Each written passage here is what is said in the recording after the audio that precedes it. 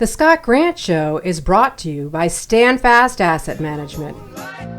Hi, this is Craig Smith from the Alhambra Theater. You're listening to my good friend Scott Grant. Hey everyone, welcome to the Scott Grant Show. This is Scott Grant. I'm here with Jennifer Price. Hi, Scott. How are you? I'm great. Excited to see Chris Hoffman here today. Yeah, me too. Chris Hoffman's one of my favorite people at the Beaches. There's no question. The Beaches Museum. Chris, thank you for being here. It's my pleasure. I'm glad I could finally find a good time to come and visit with you guys. Good timing. Yeah, no, I'm excited. You're a history person, and I'm a history person. I really like history, and I've done some presentations at the Beaches Museum, and I've gone to some other ones. But let's start off with the big news. You're running for mayor. That is true. I'm running for the mayor of Jacksonville Beach. We have, I've served on the city council for 2 terms now, so I'm termed out, as is our current mayor, Mayor Charlie Latham. So I'm very excited to take this next step in leadership of our community, and I've been the mayor pro tem for the past 2 years. It's a little bit of a training. What did that mean? Did Charlie step down? No, we're eligible to run for 2 4-year terms. So for the city council and the mayor seat. So he ran successfully in 2012, re-election in 2016, as did I for my council seat. So he's done. He's termed out of the mayor seat. So he's concluding a very successful 2 terms as mayor. Yeah, I think it was successful. We'll come back to that. But the pro tem part means that you were like the assistant mayor, or the next person in line if there is something. Exactly. It translates to for the time being. So it's something that's elected. A lot of people refer to it as a vice mayor, but in our case, we refer to it as mayor pro tem. But it's elected by the other council members, so it's quite an honor. And regularly I make the motions at the council meetings, but if the mayor is ever not able to attend, although I will say our mayor is very good about attending meetings. I think he takes maybe 1 vacation a year, so it's not often that I have to sub in. But if he's unable to make a meeting or an event, I'll step in and represent the city in that case as well. Yeah, it's interesting you said it, and I was thinking the president pro tem of the United States Senate, and I was trying to think what he did. He does the same thing. If the vice president's not there, which I guess the vice president probably isn't there as often as Charlie. Exactly. So you were successful as a council person. And I see your signs all over the place. Mm-hmm. What's it like campaigning? It is like a sprint that you just never know if you're winning. So you always have to run like someone's right behind you. We're in a small community, so there's not really any significant polling information.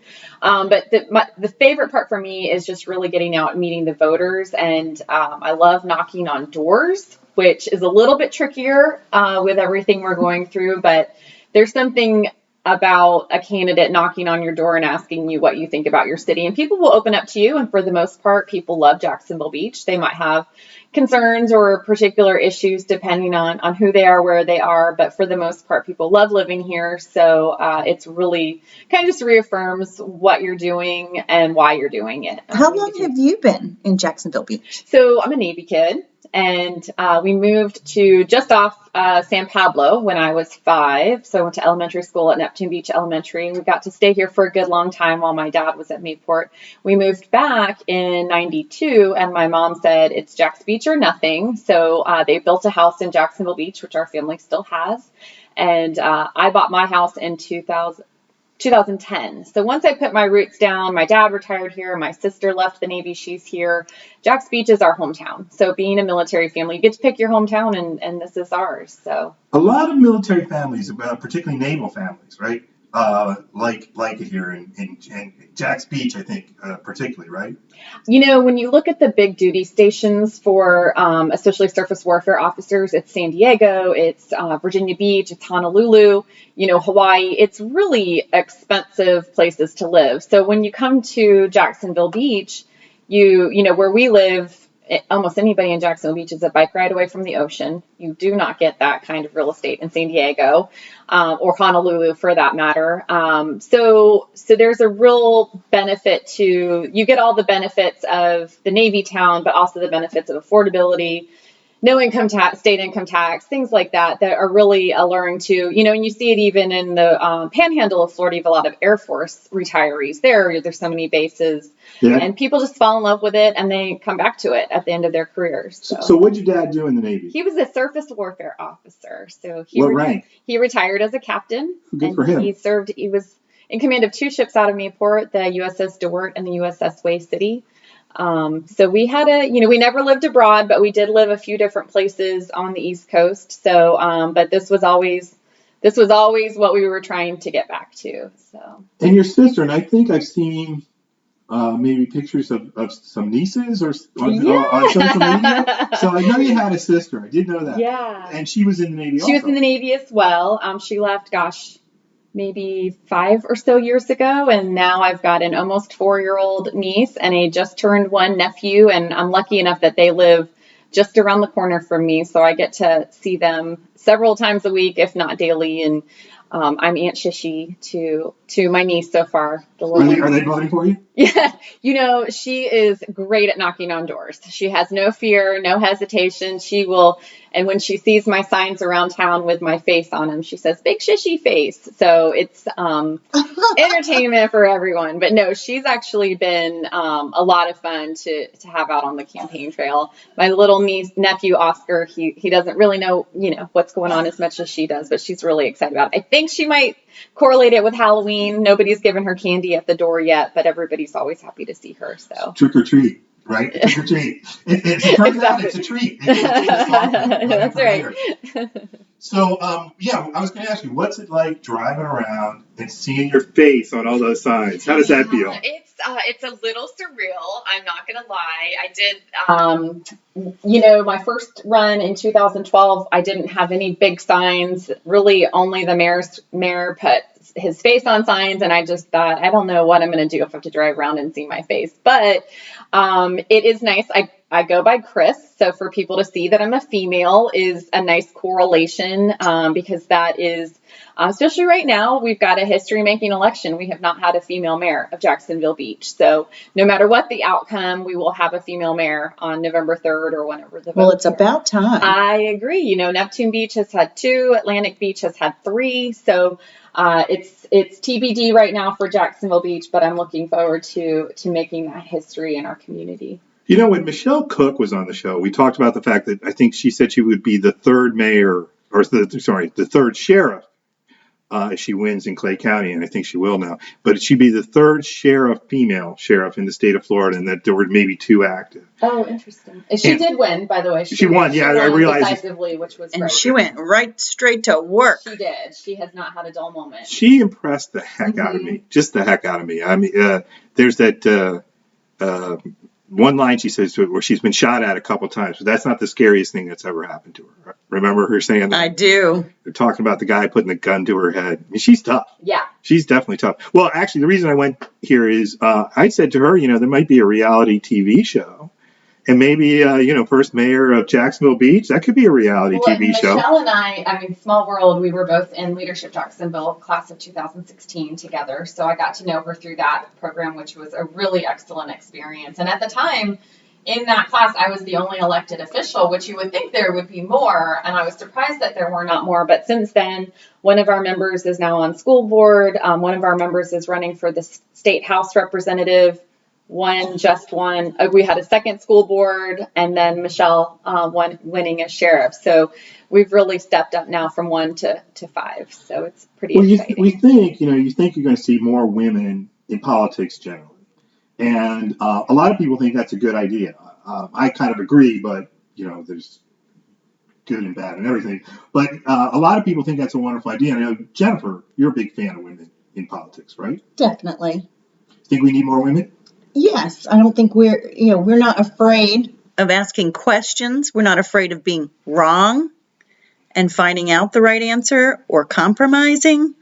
So I'm looking forward to it. When you talk about diversity, when you when it can include the diversity of approaches and opinions, having women mixed into something like a city council is important, because you just bring a different perspective, and each of you can't say that's one specific perspective. It's a different perspective for everyone. But it's certainly been interesting. There was one other woman on the general election ballot for Jack's Beach in 2012. I was the only one in 2016, but then in 2018 we actually had 2 more women elected to city council. So there's 3 now, and potential to even have 4 as a result of this election. So we've got a good mix, but not only just gender, but also really different perspectives. Everyone on our council is professional. I think all but one has an advanced degree. So it's just really changed a lot in the kind of standard of our city council members. That is interesting that almost all of them have an advanced degree, because, typically there's somebody on, city council that has lived there for forever and has a local business of some sort. And, but that is interesting. So what is the thing you're most proud of that you've accomplished as a council person? So you're the first person to ask that. And you just think that would be such a normal question. And there's a lot of individual things and things that have happened in the city that I'm very proud of. But the overarching long-term impact that our council made was in the transition between our prior city manager and our new city manager. So we're a city council, city manager form of government. So unlike Jacksonville, which is a city council, strong mayor form of government, our city manager is basically the CEO, and we're a lot like a corporate board of directors. So we rely on our city manager to manage the day-to-day operations of the city. We had a long-time city manager. I believe he was there for about 23 years and really led us through a tremendous period of growth in our city and development, as well as through the 2008 Great Recession, with financial stability. And that was a really important thing to be able to do. And by the way, our pension funds are very well funded too, which that was something that a lot of communities let slip during that time. So when he retired, we were bringing in someone brand new. We did a search. We really handled it very professionally, very methodically, and ended up with just a tremendous candidate that we were unanimous on. So he came in and hit the ground running in the respect of not how have we always done it, we have to keep doing that, or let's completely change things up, but with kind of an eye to how things have been done, modify the culture, make sure everybody's aware and performing their responsibilities, including the city council. So there were a lot of things that we just weren't doing that we should have been, that we're starting to move back towards. So we are very strategic level, big picture, and we let him maintain the day-to-day, but it's a really, really good balance and good partnership. So I'm really proud of, that's a big transition, especially with such a long time. Sure, 23 years is a long time. Exactly. I just heard a great post, or saw a post, that Mayor Charlie Latham has now made Jack's Beach debt-free. He announced that, and I know that he would not personally take credit for that, because that's a long time coming with city councils, ours, and then prior to ours, really methodically paying down our city debt. As well as, again, George Forbes, our prior city manager, our prior chief financial officer, and then everybody who really worked together to make that happen. So we have a stellar bond rating or credit rating, and now we're debt free. So it really puts us in a great position as far as the city. And like I said, even with the pensions being very well funded, and we present a balanced budget, all of those things that are real signs of health for a municipality. You want to ask you what your biggest accomplishment was? I thought that's what you were going to say, so I'm glad. It's pretty amazing that Jacksonville Beach is debt-free, or will be. Is as of October 1st. So absolutely no debt whatsoever. Mm-hmm. That's amazing. So you could go issue bonds. I'm not saying that you want to, but you could go issue bonds, and being debt-free, you'd have a really high rating. Wow, that's really great. And as mayor, you going to carry on more of the same? Any significant plans for the future? My big focus, public safety is always the number one job of a municipality like ours. It's the biggest part of our budget. I am super honored and proud to be endorsed by our FOP Lodge 17 and the Jacksonville Association of Firefighters. They trust me to take on this role, and that is a real honor. But for me, my big focus is downtown. We have a beautiful, what could be a very thriving and vibrant downtown right on the water, right on the ocean front. Who gets to have that? So we have a community redevelopment agency there that has funding. So there is special funding that we can use just in the downtown area.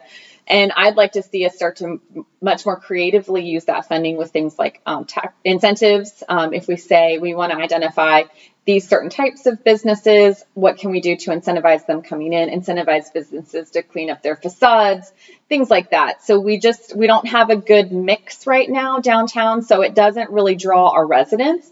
It does draw a late night crowd. And that's all well and good if that's your business, but we need to have a more diversified impact on our downtown. So more families during the day or evening. We had a really good consultant come in, and he talked about how a strong downtown attracts a different crowd at different times of day. So earlier in the day, you might have breakfast, you have people running or riding their bikes through downtown or using it for some of the green spaces and things like that. Lunch, and during the day, you might see more families. Evening, you might have younger couples, and then it gets younger as the evening goes on. But that you're active and vibrant, and you're planning for all of those different periods of day. We have no problem with the after 10 crowd. I mean, COVID notwithstanding, that's certainly made an impact, but after 10, we have no problem drawing in a crowd. But if you go down there on Friday at 5:30, it's a ghost town. And to me, that is just inexplicable, especially because you can see the ocean from many of our places. You've got great atmospheres. So we need to really work on drawing people in at all times of the day, not just in the evening, because that also puts a crush on our resources. Parking, our police and public safety, they're all really crushed at that late night hour. Again, during normal times. Right now, it's completely different as things have been. Has it been slower? It has. Well, and of course, the bars and restaurants have been on a limited capacity. The 12 to 2 time period was just recently reinstated in terms of alcohol service and the bars being open. So it has certainly been slower. And we slow down anyway in the fall. So it was good that we were able to, between the governor and our local governance, reinstate some of that opportunity for them to keep their businesses open. And are bars open at full capacity in Jax Beach now, or is it still partial capacity? Don't quote me on that. Okay. I feel like we're back at full capacity, but don't quote me on that. I know that's what the governor said. I just didn't know if you guys. If the governor, we would go by the governor at that point. Okay, all right. So let's change directions. Okay. I got a couple other things I wanted to ask you about, but the biggest one is you were on Jeopardy. I was on Jeopardy, and I'm incredibly jealous. Tell us about being on Jeopardy. What was it like? Well, going back to my family, we are a group that would play Trivial Pursuit for fun, and after Thanksgiving dinner, we'd gather around Trivial Pursuit, or evenings after dinner, we're watching Jeopardy. It just kind of was always something my family did, and I'm a fast reader, and with Jeopardy, you just kind of jump in and look for the context clue. So everyone said, you've got to try out. You should definitely try to be on Jeopardy. And one year, I was just checking things off of my bucket list, and I decided just to go ahead and fill out the online application, and they said, well, if there's an audition in your area, we'll contact you. And so they contacted me, and the audition was in Clearwater. Clearly, they don't understand Florida, because that is not what I would consider my area. So went down there and did the written questions, and you get a certain point level, and you're an eligible contestant. It doesn't mean you're going to get called onto it. So they film it real time, so it takes a half hour to film an episode, and it was absolutely fascinating. You don't know when you're going to be on. You don't know what the questions are going to be or what the categories are going to be. And I was in the last episode of the day, so I had watched 4 episodes before me, and it was hard. It was tough. So I got probably karmic retribution for all the times I made fun of people with their dumb answers. So I lost, but it was a great experience.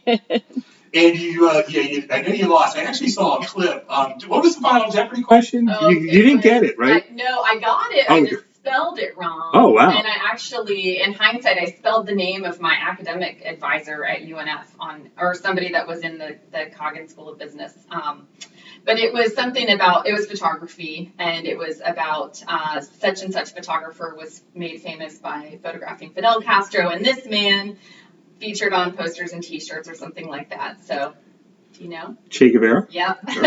Wow. And if I had just put Che, I would have been fine, but I spelled Guevara and I spelled it wrong, and I was so excited to know it, because my nightmare was I was going to be sitting there with no idea while that stupid, because they play the music. So I'm just sitting there for that stupid music. Yeah. Yeah. So it was rough. It was a rough one, but you know, bucket list item. All I wanted to do was audition. That was my bucket list item. My bucket list item was not to appear on Jeopardy. It was just to audition for Jeopardy. So I never needed to get that call. I'm glad I did. It was quite the experience. Well, I can see them putting you on. Again, you know, you're a woman, you're attractive. If you were one of the people in the sort of my final group, and I was a producer looking at it, I'd go, yeah, get me her. But the funny thing is, when you go into the audition, they did not, like, when you turn in your paper, they didn't check IDs. Right. They didn't know. They just graded it. They didn't know who you were until after the fact. So at some point, maybe they had a mix of, you know, who they wanted on it, but they also draw randomly. So there was, you know, it was so nice of people to say, how did you get on? And I'm like, I passed the test, which was completely blind. So they would say, oh, it's because you're young. It's because this was in 2006. So it was quite some time ago. I do know that you have to pass that test, because I went in and took the test in New York, I would say roughly around the year 2000. And I didn't pass. I missed by at least one question. And the answer to the question was the gift of the Magi. And it haunts me to this day. But I can remember sitting there thinking, it's this play by O. Henry, and I knew what it was. And I think what I ended up writing was something like the watch and the hair comb, yeah. Well, we never knew that answer until, I mean, I can't even tell you any of the questions that I got asked on the show. I just have no more memory of it, but we never knew the right or wrong answers of the quiz. And I think that what happens is they were constantly changing how you audition so that people couldn't game the system, which it's very smart. So I think by the time we were done with ours, they had already changed how they did it. So. Well, when they picked up our papers and took them away to grade them, we all sat there and talked about the questions. And I think you're right, it was 40. And probably most people, including me, didn't remember all of them. But there were some that people were asking about. One was, what's the longest coastline on the west coast of South America? I believe the answer is Chile. I think that's right, and I think I got it right. But people were, was it Peru? Was it Chile? That was a big one. That everybody was guessed Peru. But. Everybody was guessing. Hey, I could be wrong. I'm sort of remembering that it was Chile. It's one or the other. I mean, at that point, you just have to. It's so fast. You just have to guess. So it's just you just have to go with your instinct.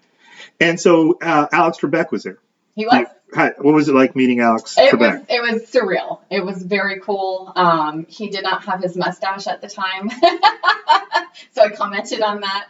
No, so he is a wicked smart guy. He really is. And again, when, you know, he makes comments and kind of adds a little bit of commentary, you can tell he's really, really intelligent. So he was that was definitely a little bit of a starstruck moment. Oh, interesting. Yeah, I can see that. I can definitely see that. And he seems smart. He seems smart when you watch the television show.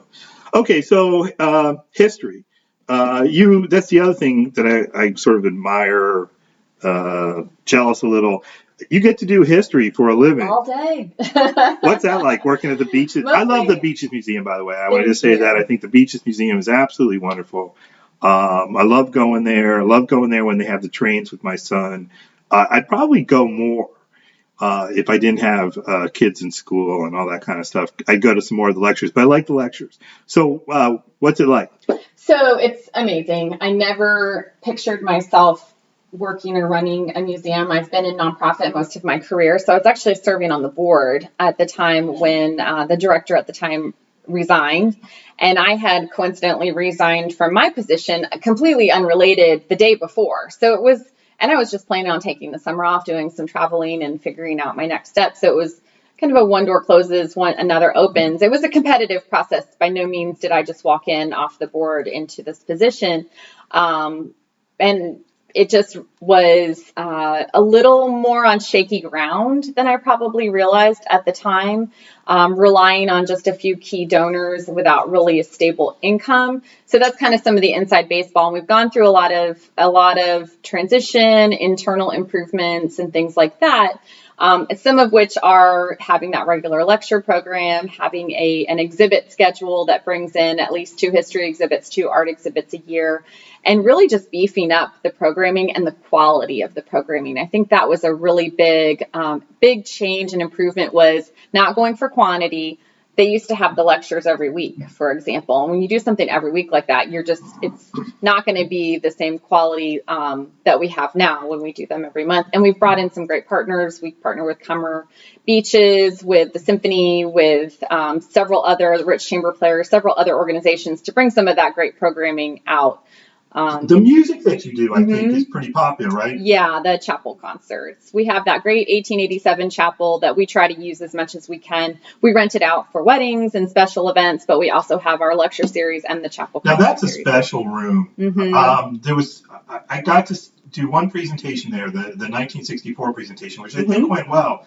But there was something about the atmosphere in there that really made it special. It's one of the presentations that I've done. There's not a lot of them.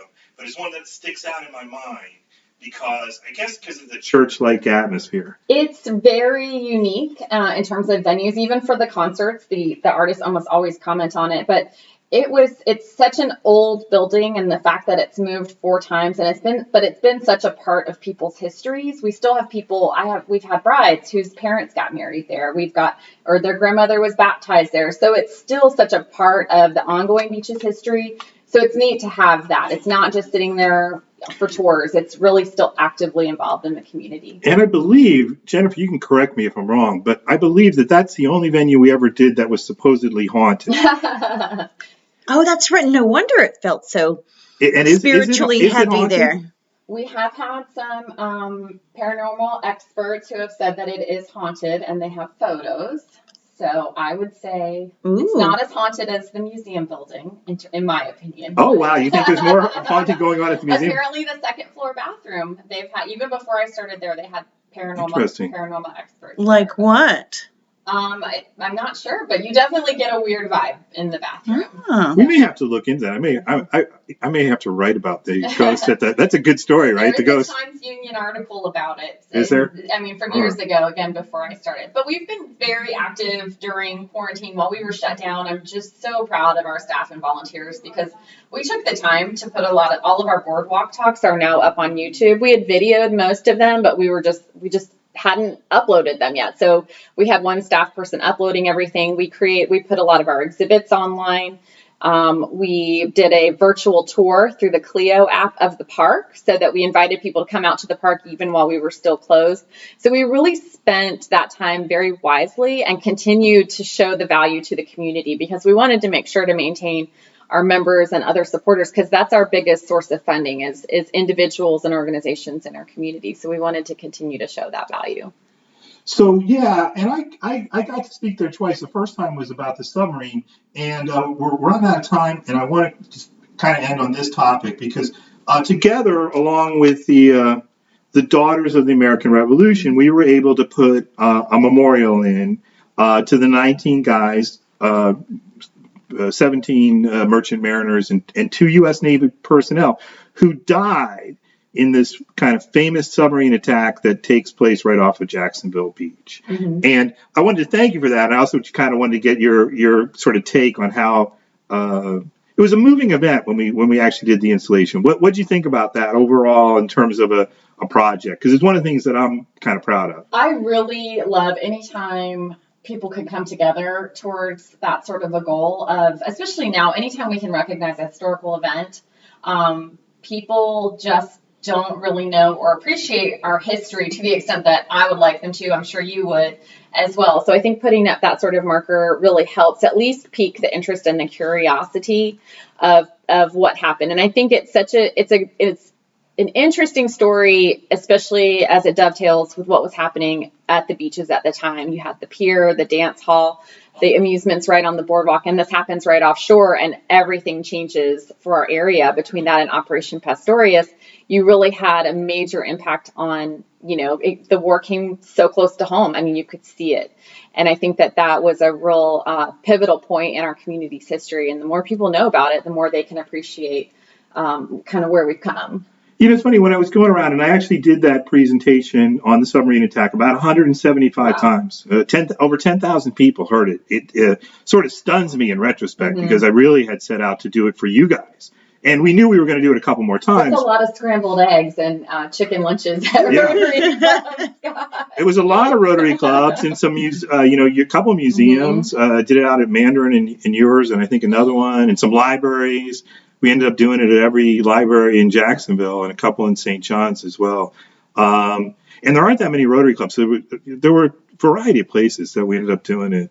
But it was very popular, and I kind of lost my train of thought. It shows that there's such a hunger for people to know about the history. And I think when you can, even when they come in to visit the museum, which is free and open to the public, so we are open at normal capacity, normal hours, with CDC precautions, but we are free. But when people come in, if they just take one or two things away with them, to me, that's a win, because that just one more connection, one more root placed in this community that ties them to it and makes them appreciate the history of where we've come from. I think I know where I was heading. I was going to say that having done it a lot of times, I was surprised by how often somebody came up to me before the event and said, I know all about this. And then they would proceed to tell me about Operation Pastorius. And I would smile and say, well, that's a good story too, but I'm actually going to talk about another event that happens about the same time. My impression was people knew more about the saboteurs than they did about the submarine attack on the Gulf of America. Is that true, do you think? I do think that's probably true. For whatever reason, that's just gotten a little more notoriety. Having the historic marker right there at the Ponte Vedra Inn and Club in that area probably has helped the exposure to it a little bit. So it could be, but I think they both dovetail together. Yes, I agree. Actually, I was going to tell you that's probably in my mind the next new presentation we'll do, and we'll come to you, close to 2 years and say it's the 80th anniversary and I want to do Pastorius. So that's coming. Okay. Okay, it's been great having you. Well, thank you. You were a lot of fun. I didn't get to ask you a couple of my questions. She'll have to come back. Yeah, I think so, because I didn't get to ask you what your favorite history event was. So we'll save that for the next time, Okay. and you can think about I'll it. be thinking about And it. now that we're mobile, next time we can do it at the museum. That sounds great. Yeah, I really wanted to do some on the road, and the museum was a spot I thought would be a lot of fun. After the election. There we After go. the election. Good luck in the election. Thank you. I'm not a Jack's Beach resident. I'm a Ponte Vedra resident, so I can't vote for you, but I would if I could. Thank you. I appreciate that. And we'll tell everybody. And this is Scott Grant. Please follow us on YouTube, Instagram, and Facebook for more great interviews like this one with Chris Hoffman. The Scott Grant Show is brought to you by Stand Fast Asset Management. We take pride in our disciplined approach to investing.